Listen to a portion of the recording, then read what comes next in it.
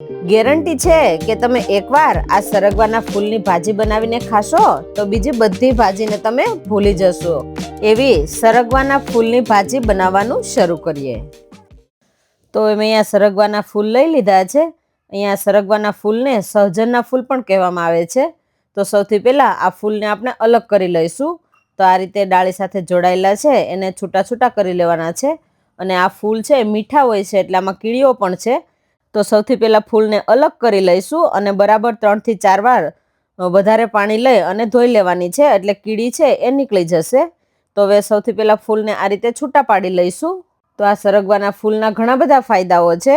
આ સરગવાના ફૂલ છે એ આપણી રોગ પ્રતિકારક શક્તિ વધારે છે, ડાયાબિટીસમાં મદદરૂપ છે અને આપણને જો પાચનની સમસ્યા હોય તો પાચનમાં પણ સુધારો આવે છે.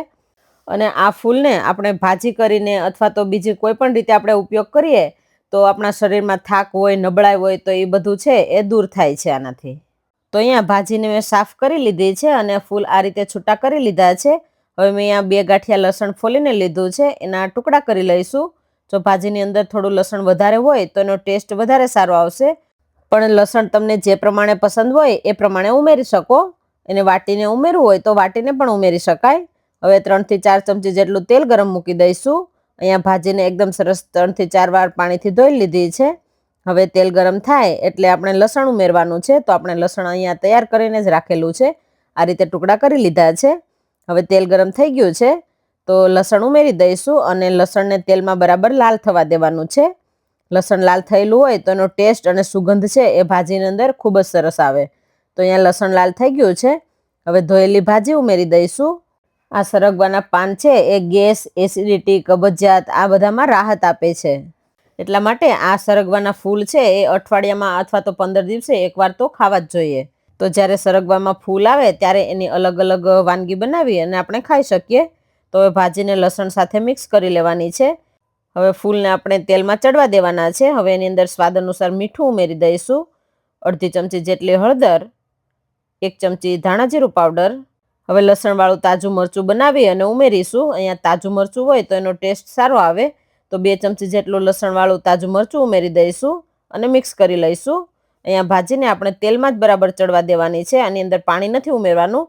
તો આ રીતે તેલ છૂટું પડી જાય પછી મસાલા દાજે નહીં એટલા માટે 2 થી 3 ચમચી જેટલું પાણી ઉમેરી દઈશું એટલે મસાલા છે એ તળિયે દાજી ન જાય. અહીંયા વધારે પાણી જો ઉમેરશું તો આપણી ભાજી છે એ ફીકી પડી જશે. એટલા માટે તેલમાં જ આ રીતે ચડવા દેવાની છે. તો ગેસની ફ્લેમ લો રાખી અને મસાલાને બરાબર પાકવા દઈશું. મસાલા બરાબર ચડી જાય અને તેલ છૂટું પડી જાય એટલે ગેસની ફ્લેમ બંધ કરી દઈશું. તો અનેક ગુણોથી ભરપૂર એવા સરગવાના ફૂલની ભાજી બનીને તૈયાર થઈ ગઈ છે. તો તમે પણ આ સરગવાના ફૂલની ભાજી એકવાર જરૂરથી ટ્રાય કરજો. જો તમે આ રીતે સરગવાના ફૂલની ભાજી બનાવીને ખાશો તો બીજી બધી ભાજી ખાવાનું ભૂલી જશો. જે લોકોને વાસેટીની ભાજી નથી મળતી એ લોકોએ તો આ સરગવાના ફૂલની ભાજી ચોક્કસથી ટ્રાય કરવા જેવી છે.